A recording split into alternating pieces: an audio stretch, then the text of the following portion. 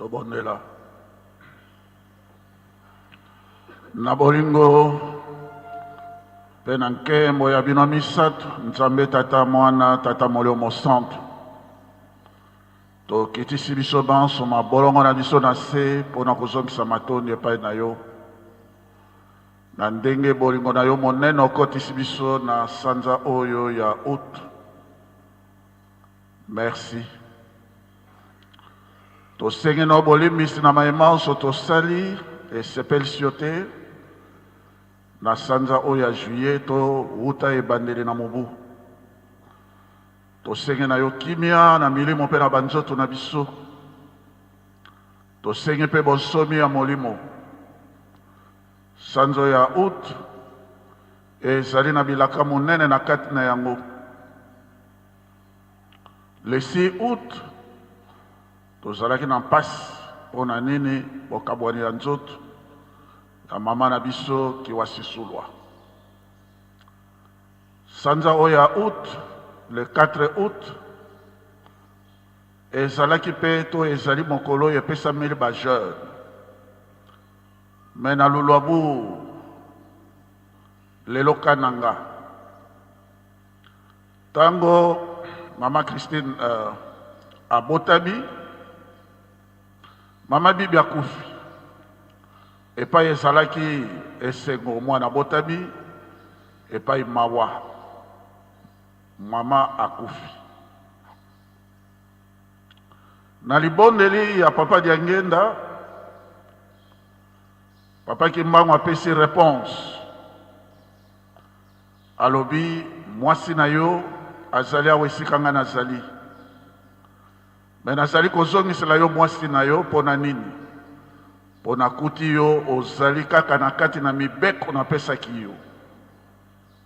Yango wana nayebi ete yo ozali na mawa mpona mwasi na yo, me nazali kozongisela yo. Yango wana na ntina na mibeko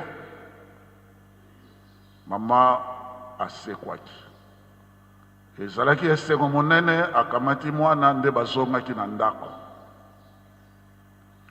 Yango wana na ntango nyonso to tata molimo mosantu papa Simon Kimbangu Kiangani ozali toujours kozongisa biso na kati na mibeko po elonga ezali wana na kati na mibeko. Mama Kiwasisula ye mpe amataki na nkamba kovana na kati na kilongo alongaki mpe po mobeko epesamelaki ye na papa Dialunga na Kiangani.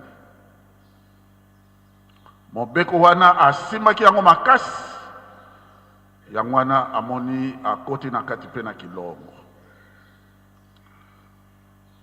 Tata ekokoma biso le 9 août ezali mokolo oyo na 1939 papa Diangenda kuntima ozwaki autorisation ya kosimba papa Kimbangu.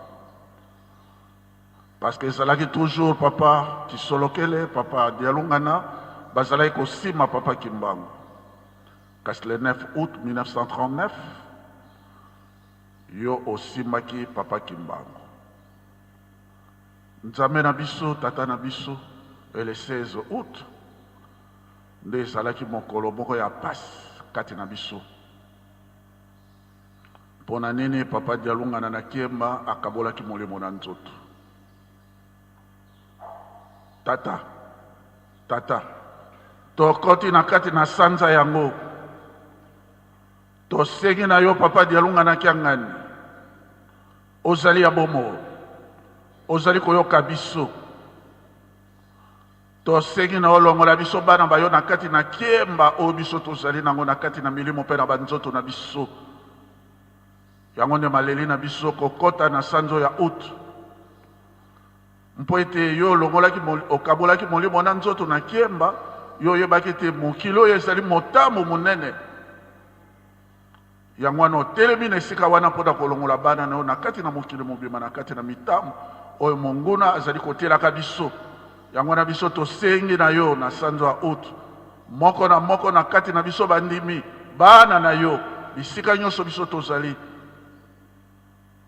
Ekoti biso na sanzo longola biso na kati na Kiemba na kati na bamitamu nyonso ya milimo pe ya banzoto na biso ezala bokono ezala mikakatano ya milimo longola biso na kati na kiema na kati na mitamo wana papa tozwa pe bonsomi ya molimo papa diange na yo lobaki mokilo ezalaka paradis terrestre kozonga paradis terrestre tokitisi mabolongo na biso na se papa zongisa mokilo ezala paradis terrestre tala bitumba kuna na est bitumba bipai na bipai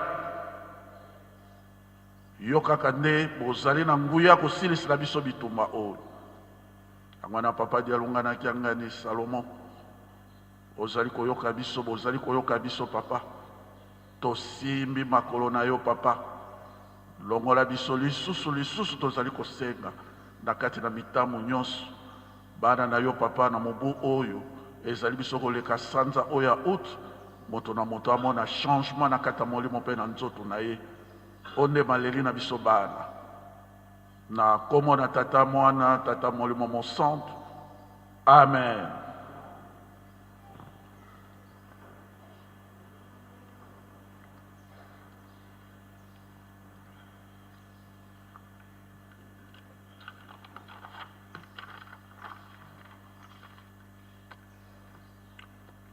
Na kombo ya tata mwana pe tata molimo mosantu na baye sima tosilaki kotanga mokanda moko Exode chapitre 20 verset 1 tosukelaki na 17 sikawa tokoleka na mokanda na biso moko etikalaki na mokanda ya baloma to Romain chapitre 8 verset 18 tosukela na 19.